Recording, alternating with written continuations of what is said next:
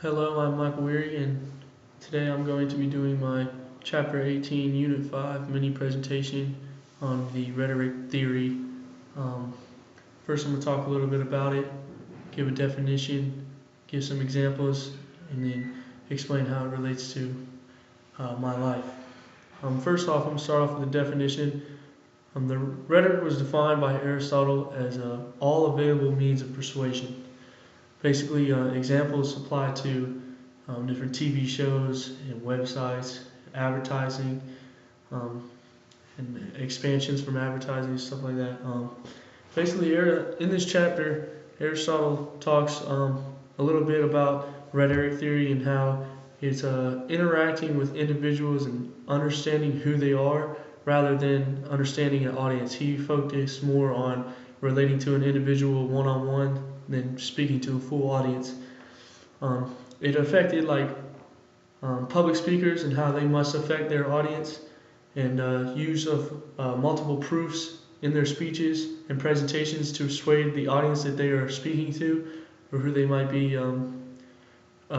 discussing with. Such things happen with football and leadership. It reminds me a lot of that, due to the fact that the leaders are usually the ones talking to the football team most of the time, and when they are talking and trying to persuade us, we usually interact and have to listen, and it usually helps us if they say some good stuff, and if they say bad stuff that doesn't persuade the audience, and the energy is just not there with the football team. In the rhetoric theory, there are three types of proof: the ethos, the pathos, and the logos.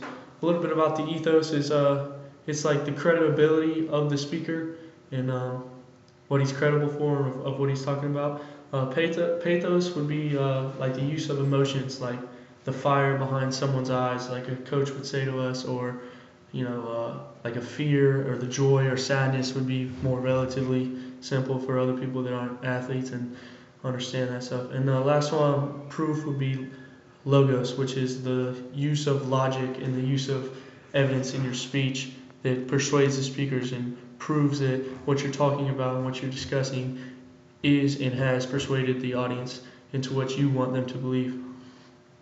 All these are used to persuade an audience.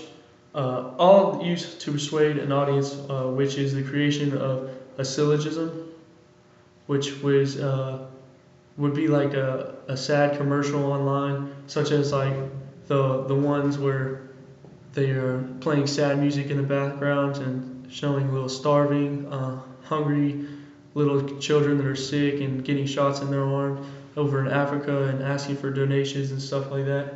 That would be like a syllogism. The definition of that would be all used to persuade an audience.